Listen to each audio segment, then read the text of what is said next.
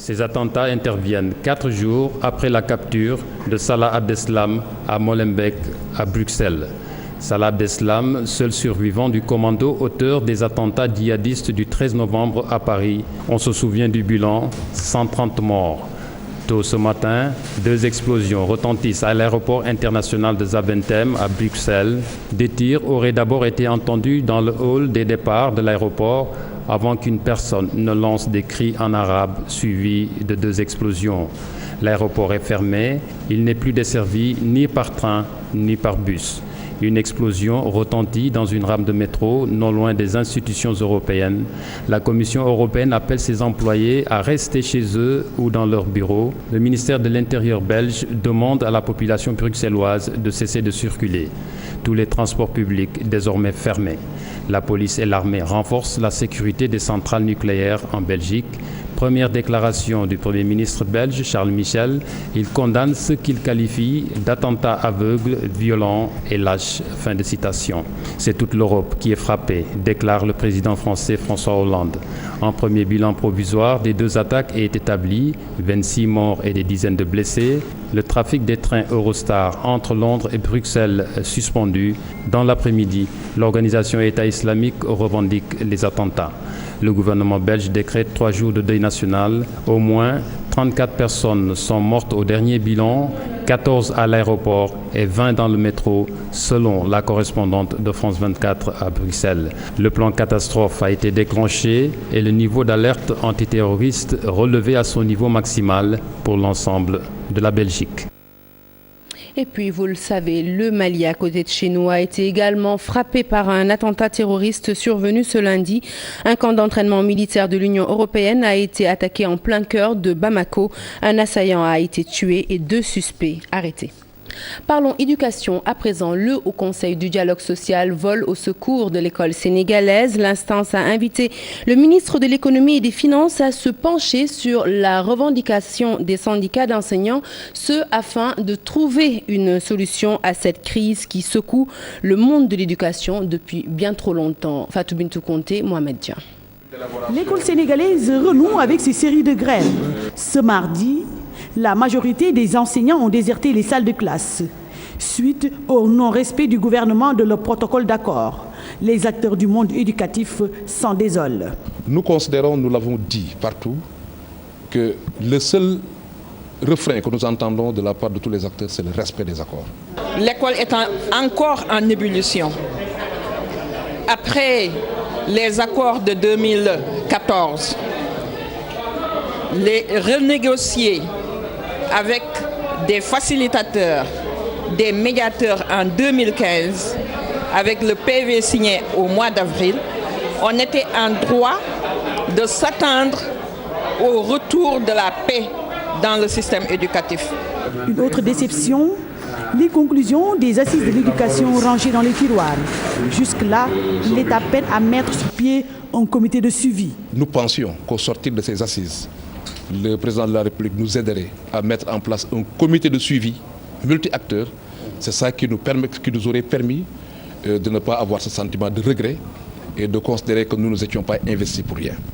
Le Haut Conseil du dialogue social tente de sauver la face. Une rencontre entre le ministre de l'économie et des finances et les enseignants est prévue dans les 48 heures pour le respect de certains engagements. Le Haut Conseil du dialogue social a réuni donc il y a de cela une semaine les partenaires de l'école, les différents acteurs, le gouvernement, les syndicats d'enseignants et enseignantes, les ONG, la COSIDEP, l'association des parents d'élèves, pour essayer de trouver une issue heureuse donc, à la crise qui sévit actuellement au niveau du système éducatif. Pour le moment, les enseignants ont déserté les salles de classe, au grand dam des élèves. Et nous restons avec cette grève dans le secteur de l'éducation. Le SAES plutôt a justement décrété ce mardi 48 heures de grève, un mot d'ordre qui perturbe à nouveau le démarrage des cours dans certains établissements.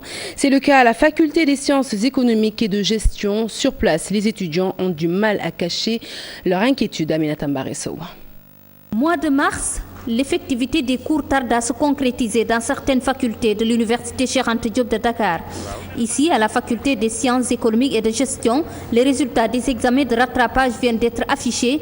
Les étudiants admis en licence 2 attendent le démarrage des cours. Actuellement, ils viennent de commencer leur cours pour la licence 3. La licence 1, ils l'ont démarré il n'y a pas longtemps. Et que c'est difficile pour nous aussi de faire une année scolaire très, très longue. Et bon, nous disons même, on fait ici 12 mois sur 12. Nous sommes concernés dans le retard des enseignements parce que jusqu'à maintenant, on n'a pas encore fini de faire les cours. La FASEC, loin d'être seule dans cette situation, à la faculté de droit aussi, les cours reprennent, mais timidement. C'est le cas des étudiants en licence 3. Nous, les étudiants, je ne dirais pas de la licence 3, mais de la L1 jusqu'en Master 1, on vient de démarrer les cours. Cela fait combien de mois, combien de jours? Non, une semaine. On est en retard. Je ne dirais pas en avance, nous on est en retard par rapport à la faculté de médecine, mais même à la faculté de lettres. Un chevauchement des années académiques à l'origine de la session unique l'année dernière. Les étudiants craignent le pire pour cette année universitaire. Nous voyons aussi que les enseignants menacent, je dirais le gouvernement aussi, l'année scolaire. Donc ça peut arriver. Jusqu'à preuve du contraire, actuellement, si ça continue comme ça, on ira dans ce même cas. Quel cas? Le cas de la session unique. Si un étudiant voulait faire par exemple un concours, parce que jusqu'à maintenant les attestations de réussite ne sont pas encore sorties. Cette année, il y a eu retard parce que le SAES est en mouvement jusqu'au moment où on vous parle. Et ils ne font pas d'efforts pour aider les étudiants. Et je lance un appel aux professeurs en leur disant que nous, étudiants, on est leurs fils, on est leurs frères. Un véritable chamboulement du calendrier universitaire lié en partie au système LMD. La grève des professeurs affiliés au SAES vient aggraver la situation.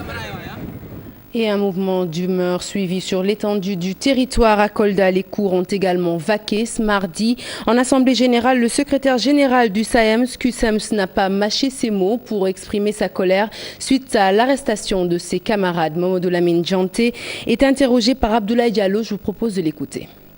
Dire toute ma compassion aux 7 vaillants camarades qui ont fait l'objet d'arrestations arbitraires hier par la police. Je dois simplement dire que c'était les agneaux du sacrifice. Je sais aujourd'hui que tous mes mouvements sont suivis, que tous mes appels sont écoutés. Mais craindre la mort, c'est manquer de respect à ceux qui sont dans les cimetières. Mais vous devez comprendre que nous sommes la bête à abattre. Et on a l'habitude de le dire, les ministres passent, les enseignants restent. Les régimes passent, les enseignants restent. Que le président Macky Sall comprenne qu'il peut mettre tout le monde à genoux. Mais nous, il nous laissera debout. Et il partira en nous laissant debout. Si son gouvernement est incapable de régler les questions de l'école, si son gouvernement est incapable de réaliser les accords qu'eux-mêmes ont jugés réalistes et réalisables, il y a une façon de faire. Il faut simplement rendre le tablier et reconnaître son incompétence. Rien ne nous arrêtera. Absolument rien ne nous arrêtera. Vouloir nous intimider, c'est mal nous connaître. Le président l'a dit, il va réduire l'opposition à sa plus simple expression. Il ne pourra rien contre le mouvement syndical. Si cela l'empêche de dormir, alors bonjour les nuits hantées.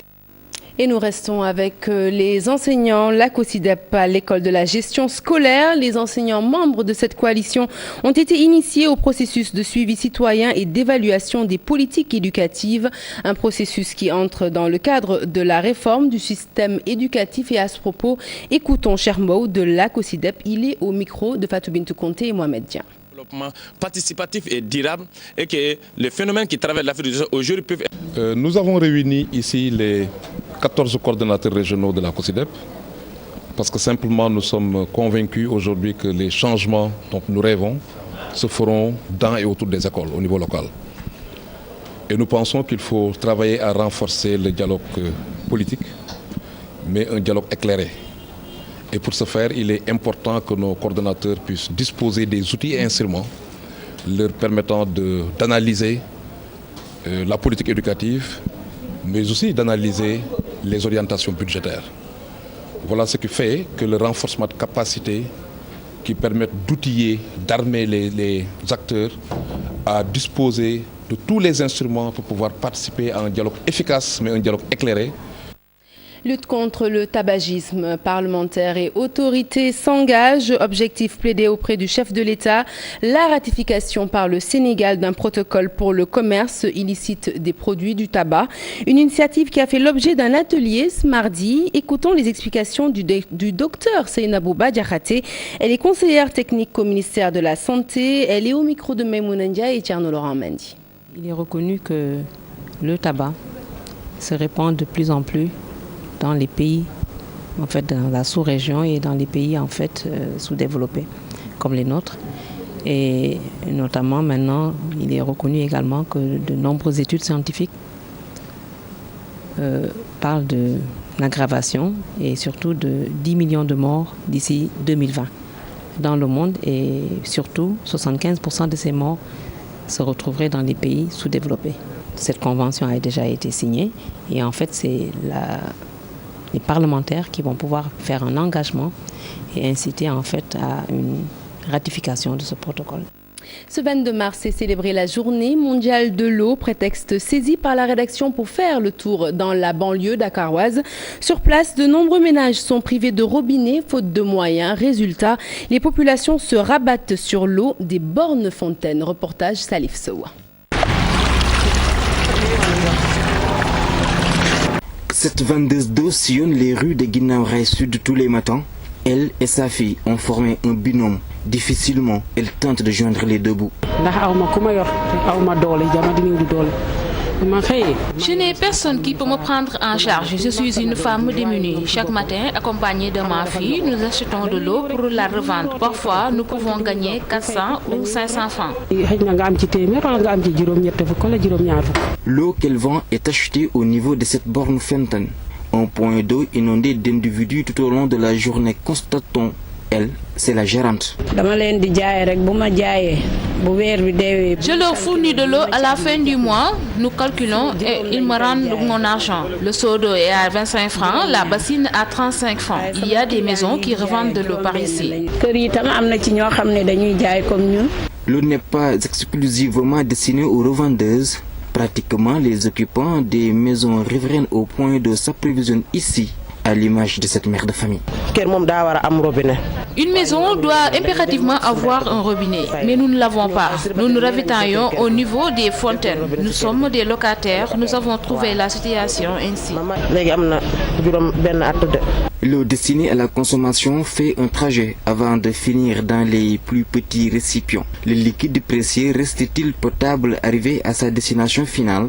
Non, répond le chef de la brigade départementale d'hygiène de Pikine. Il y a beaucoup de risques parce que l'eau qui est destinée à la consommation humaine doit être protégée. Donc ces vendeuses-là ne répondent pas aux normes édictées par le code de l'hygiène. Parce que c'est des bassines qui ne sont pas protégées et qui sont exposées à la pollution aérienne, aux poussières. Et donc, comme c'est une hausse de consommation, ça peut créer des problèmes de santé au niveau des personnes qui peuvent l'utiliser.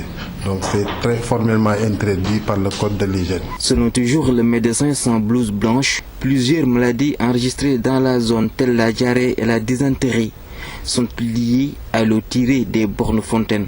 Une eau consommée, bon gré, mal gré. La journée mondiale de l'eau a été également célébrée à Saint-Louis en présence du ministre de l'Hydraulique et de l'Assainissement, Mansour Faye. Plusieurs activités sont organisées autour du thème eau et emploi dans la capitale du Nord pour Mansour Faye, avec l'augmentation des périmètres cultivés et la création des domaines agricoles communautaires. Plus de 10 000 emplois sont créés au Sénégal. Je vous propose de l'écouter au micro d'Ousseynou Diop et Habib Seck. L'eau génère énormément d'emplois, surtout à travers l'agriculture, à travers aussi l'industrie, à travers d'autres secteurs qui produisent énormément de main-d'œuvre, donc dans le cadre de l'exploitation, en tout cas, à partir des ressources en eau. L'agriculture est utilisatrice de l'eau. Si vous constatez, il y a des programmes au niveau de l'agriculture, donc des programmes d'autosuffisance en riz, avec l'augmentation des périmètres. Qui dit augmentation des périmètres dit augmentation aussi donc, de la main-d'œuvre, augmentation de l'emploi. Il y a le domaine aussi agricole communautaire, les DAC, développés au niveau du ministère donc de la jeunesse. C'est des investissements qui produisent beaucoup d'emplois, vous l'avez bien suivi, au niveau donc des DAC à Kédougou, Itato à Kédougou, CFA donc à Sédhiou et dans d'autres localités, au niveau desquelles nous pouvons constater qu'environ 10 000 emplois ont été créés. Et pourquoi donc ces emplois ont été créés? C'est parce que tout simplement les activités développées à ce niveau-là, donc c'est des activités agricoles, des activités donc piscicoles, etc. Et c'est à partir en tout cas de l'eau produite que ces activités sont développées. Non à l'accaparement des terres et des espaces pastoraux. Des acteurs de la société civile sont décidés à freiner cette activité lucrative qui prive des populations entières de leur accès à la terre, mais aussi aux ressources naturelles. Réunis autour d'une convergence, ces acteurs ont sillonné les pays de la CEDEAO avant de remettre un livre vert au ministre de l'intégration africaine. Je vous propose d'écouter à ce propos Moussa Koné. Il est au micro de Fatima Ba. Nous luttons contre l'accaparement des terres, l'accaparement des eaux, l'accaparement de nos forêts, l'accaparement de nos semences et l'accaparement de nos espaces de pêche et de pâturage des animaux. Donc, vu toutes ces thématiques aujourd'hui qui doivent être traitées pour que l'Afrique de l'Ouest part avec un départ de développement participatif et durable et que les phénomènes qui traversent l'Afrique de l'Ouest aujourd'hui peuvent être résolus par les communautés qui ont un phénomène d'insécurité. Pourquoi? Parce que si les communautés sont sécurisées sur leurs droits fondamentaux, ils sont aptes à participer avec les gouvernements pour dénoncer et ensemble mettre fin à ces systèmes d'insécurité qui traversent la sous-région. Donc nous sommes optimistes que cette lutte va avoir une suite et une suite car on a mis tous les mécanismes sur place pour la suivi et l'évaluation. Une information à présent pour les amateurs de Ngalach à 3 jours du Vendredi Saint. Ce n'est pas encore le rush dans les marchés de la place, au marché Tilène par exemple. Tous les ingrédients pour la préparation du traditionnel Ngalach sont disponibles, mais les clients se font rares, nous disent Nafissatou Silla et Moudou Diop dans ce reportage. Vente de pain de singe, de mil et de pâtes d'arachide. Tout est timide au marché Tilène à seulement 4 jours du Vendredi Saint. Pour les commerçants, c'est au compte-gouttes que viennent les clients. Les affaires marchent mieux l'année dernière. On dirait bien que c'est parce que les temps sont durs. Jusque-là, je vois peu de clients. L'année dernière, il m'arrivait de vendre près de 200 kilos de pain de singe. Cette année, pas plus que 60 kilos. Pour la pâte d'arachide, je vendrai jusqu'à 400 kilos. Pour cette fois-ci, je n'ai pas encore dépassé les 100 kilos. Il n'y a pas d'argent dans ce pays. Je vends le kilogramme de pain de singe à 600 francs et je m'en sors un peu. Les clients se font rares. Le mil, je vends le kilogramme entre 250 et 300 francs. Vraiment, les affaires marchaient mieux l'année dernière. Abdoussi, lui, ne se plaint pas trop. Au moins, de temps en temps, il reçoit quelques clients. Bon, ça traîne un peu. Les clients ne viennent que pour décortiquer le mil. Mais je suis sûr que d'ici demain, il y aura de l'affluence. Le mil est tout aussi dans la préparation du Ngalach. On ne peut pas s'en passer. Même s'il n'y a pas de grande affluence au marché Tilène, Diom Fall préfère prendre les devants. Il s'occupe de la transformation de l'arachide en pâte et le processus n'est pas du tout simple. Nous vendons le kilo d'arachide à 600 francs CFA et la pâte à 700 francs CFA. La transformation n'est pas du tout simple. On ne voit pas certes de clients, mais on prépare les seaux de pâte d'arachide. C'est nous-mêmes qui faisons la transformation. On torréfie l'arachide, on la décortique pour que la couleur soit plus foncée. Pour le Ngalach, on préfère que l'arachide soit bien cuite.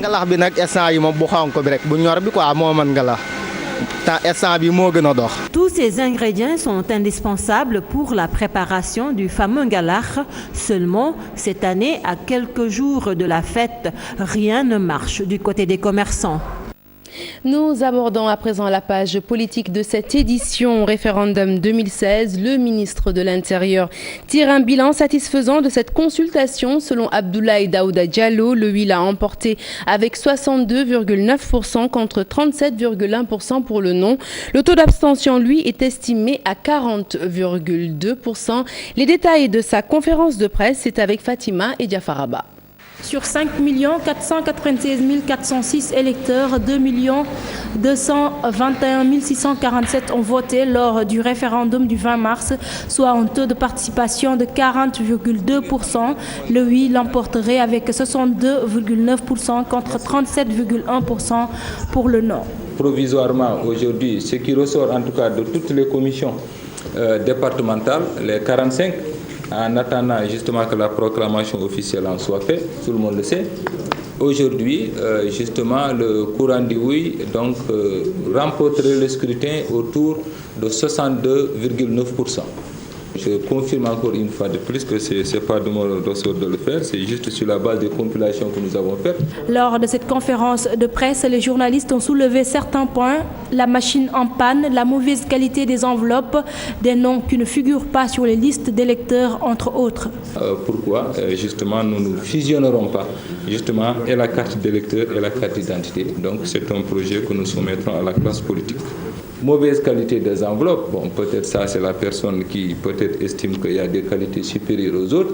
Mais nous, on a pensé qu'à chaque fois qu'il est possible de trouver cette enveloppe pour assurer au moins le secret du vote, c'est ce qu'il faut et c'est ce dont nos services se sont employés à faire. Les noms justement qui ne sont pas apparus sur les listes, ça, j'avoue que c'est des sauts de page qui peuvent se justifier. En l'occurrence, c'est la LFM, on parle de l'absence de Sardandia sur la liste Nguidjilon. Cela s'est avéré inexact. Si c'est Nguidjilon, ce n'est pas le cas. Pour la première fois, le Sénégal enregistre un taux de participation aussi faible en référendum. Le ministre de l'Intérieur donne les raisons. S'agissant du taux de participation, il faut signaler qu'il a progressivement diminué à travers les différents référendums suite à l'accroissement inverse du nombre d'inscrits sur le fichier électoral. En outre, ce fichier contient un stock mort important depuis l'instauration de la carte nationale d'identité numérisée en 2005 qui a été accompagnée par l'inscription automatique sur le fichier électoral. Abdoulaye Daouda Diallo se dit satisfait du déroulement du scrutin au cours duquel le peuple sénégalais a une nouvelle fois démontré sa maturité. Et puis de l'autre côté, le Front Nyani Bagna qui tire également son bilan. Selon ses membres, 80% des Sénégalais n'ont pas approuvé le projet de réforme constitutionnelle du chef de l'État. Alors 80%, un chiffre qui provient du cumul entre abstentionnistes et partisans du non. Mamada Magaye était le porte-parole du jour. Il a fait face à la presse, entouré des membres du Front. Les détails, c'est avec Chartidiane Dion. La consultation du dimanche dernier est un échec comparé au précédent référendum, selon le Front Nyani Bagna. Les membres de l'organisation estiment que le régime en place doit décrypter le message. Ce scrutin apprécié dans sa globalité est une mascarade.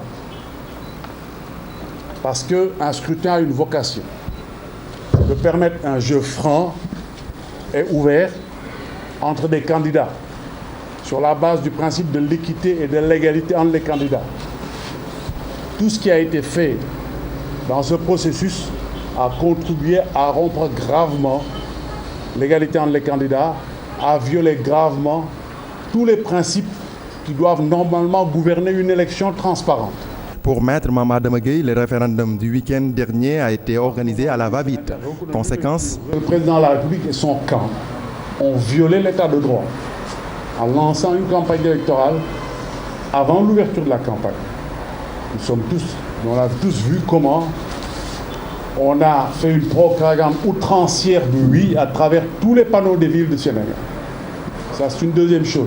Je terminerai sur un autre facteur extrêmement important qui a contribué à rompre l'égalité entre les candidats et à fausser l'expression du suffrage des électeurs. C'est la corruption systématique qui a été mise en œuvre en violation aussi du code électoral. Face à la presse, les membres du Front Nyani Bagna se réjouissent du travail abattu. Pour eux, l'heure est au bilan et plusieurs interrogations se posent, notamment le taux de participation qu'ils jugent faible. Et naturellement, après ce référendum et toute la polémique qu'il a entraîné, un concert de déclarations, celle d'Idrissa Seck, il accuse le président Macky Sall d'achat de conscience plutôt, en plus de forcer les notables et les maires à travailler pour son compte. Le maire de Thiès, le président plutôt du parti Réumi, décide de ne pas faire recours. Ces propos sont recueillis par Cheikh Anta Diop Seylatir. Nous avons tous constaté la précipitation et le manque de concertation avec l'opposition, le président de la République par ruse ayant cherché de prendre l'opposition et le peuple au dépourvu. Et après avoir précipité notre pays par son incompétence dans le gouffre des 25 pays les plus pauvres du monde, il a honteusement exploiter la misère de ses concitoyens en achetant massivement les consciences.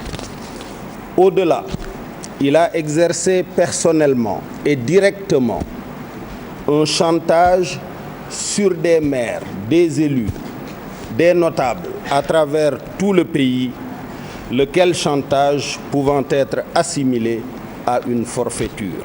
Je ne peux naturellement pas terminer sans vous demander de me permettre de m'adresser à mes concitoyens thiessois pour leur dire un immense merci pour la confiance, l'affection et l'attachement qu'ils m'ont encore une fois renouvelé. Je voudrais les rassurer que je ne participerai à aucun débat, ni de chiffres, ni de procédure judiciaire, pour suivre la grotesque manipulation que tente d'organiser le pouvoir pour entacher notre belle victoire dans la ville de Thiès comme dans le département de Thiès. Et de Thiès, nous mettons le cap sur Ziguinchor. Sur place, les résultats ont été contestés par les jeunes partisans d'Abdoulaye Baldé. Ces résultats donnent le 8 vainqueur avec une différence de 61 voix plutôt. Les leaders du Front du Oui ont organisé un point de presse pour se féliciter de leur victoire. Boubacar Diassi. La joie du Front du Oui n'aura pas duré plus de 24 heures, car les jeunes partisans d'Abdoulaye Baldé revendiquent la victoire, celle du non. Nous avons dit qu'à Ziguinchor, nous avons gagné. Le camp du oui a 13 636 voix et le clan du non a 13 757 voix. J'ai estimé qu'on ne pouvait pas parler de victoire sur Baldé. Nous sommes fondés aussi sur les PV que nous avons reçus. Et nous avons aussi des documents confidentiels pour savoir où nous allons mettre les pieds. Le Front du Oui au grand complet a pourtant donné un point de presse au siège du parti de Robert Sagna. Mais avant cela, les commentaires de certains responsables locaux n'ont pas manqué. Que ce n'est pas en termes de bataille gagnée et perdue. Le Sénégal d'aujourd'hui mérite véritablement que tous les fils et filles de ce pays se retrouvent autour de l'essentiel. Pour Abdoulaye Baldé, il a été battu et la population ne l'a pas suivi. Il fallait que la Casamance soit au rendez-vous puisque c'était une nouvelle ère pour le Sénégal. Nous avons eu une bonne stratégie, nous l'avons déployée.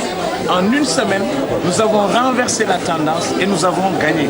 Et ceux qui sont défaits, évidemment, doivent en tirer les conséquences. Il faut dire que pas moins de 250 étudiants ont dû faire le déplacement par les eaux pour prêter main forte à leurs leaders locaux du camp du Oui. Coup de projecteur à présent sur les scénarios d'après-référendum. Selon le professeur Babacar Gueye, de nouvelles dispositions vont être intégrées dans la Constitution. Une autre étape va consister à faire voter des lois ordinaires et organiques et à faire signer leurs décrets d'application. Professeur Babacar Gueye, que je vous propose d'écouter avec Chérif Dia. Les dispositions en question ont été présentées sous la forme d'une loi. Et les dispositions vont immédiatement être intégrées à la Constitution. Il n'y a pas d'autre forme de procès. Mais en revanche, plusieurs des dispositions qui entrent dans la Constitution doivent être accompagnées par des lois. Des lois, des décrets d'application, des lois pour les mettre en œuvre, des lois organiques. Et donc le travail n'est pas encore terminé. Ça va être l'Assemblée nationale, le président et le gouvernement vont sans doute adopter des projets de loi et les faire voter par l'Assemblée nationale. Mais à mon avis, le président devrait profiter de cette occasion pour élargir la concertation, faire en sorte que ces lois organiques, ces lois ordinaires soient les plus participatives possibles. Faire en sorte que, d'ailleurs d'une manière générale, faire en sorte que la gouvernance soit plus concertée, parce qu'à l'occasion de ce référendum, il faut dire que tout le monde a été pris de court. Et après les constitutionnalistes, la société civile se prononce sur le référendum. Le réseau des observateurs citoyens a fait le point. En conférence de presse, les membres du réseau CIT sont revenus sur la nécessité de renforcer le pouvoir du CNRA. Autre proposition, la fusion de la carte d'identité et de la carte d'électeur. Compte rendu de cette conférence de presse, c'est avec Maïmouna Ndiaye et Tcherno Laurent Mendy. Il va falloir que tous les acteurs. Le constitutionnaliste Babacar Gueye fait partie des citoyens privés de leur droit de vote du fait de la perte de sa carte d'électeur. Après le scrutin, le réseau des observateurs citoyens du Sénégal porte ce combat, le réseau CIT, pour une seule carte biométrique. Fusionner la carte d'identité et la carte d'électeur pour en faire une seule carte biométrique. Faire le monitoring du recensement afin d'éviter que des électeurs ne soient privés de leur droit de vote, comme cela a été le cas pour les près de 200 000 citoyens qui n'ont pas pu participer au référendum. À ce problème s'ajoutent des omissions d'électeurs sur les listes des inscrits, la mauvaise qualité des enveloppes de vote, entre autres. Il a toutefois été décelé quelques manquements, ici relevés. La qualité des enveloppes de vote, de légers retards dans l'ouverture d'un certain nombre de bureaux de vote, du fait de l'arrivée tardive des membres de ces bureaux, le camp du non ne disposait pas des listes des inscrits, contrairement à celui du oui dans certains bureaux de vote. Des omissions d'électeurs sur les listes, notamment à Touba, Dakar et Mbaké. Raison suffisante pour le président du réseau CIT d'appeler à une gouvernance concertée. Je pense que le président a une responsabilité particulière de ce point de vue.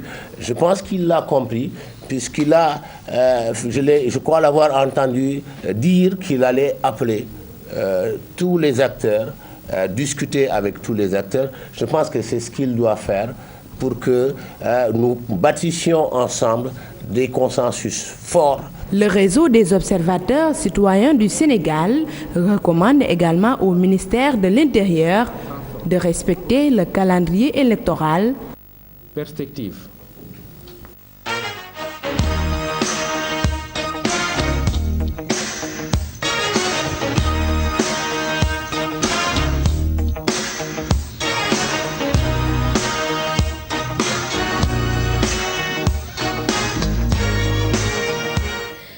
Bienvenue dans la page des sports que nous ouvrons avec du foot. Diao Baldé Keita en équipe nationale du Sénégal, un pari sur l'avenir selon maître Augustin Senghor, président de la Fédération sénégalaise de football. Il ajoute plutôt qu'une équipe capable de perdurer 10 ans est en train d'être bâtie. Ces propos sont recueillis par Cheikh Sadibou Diarra et Hamza Diallo.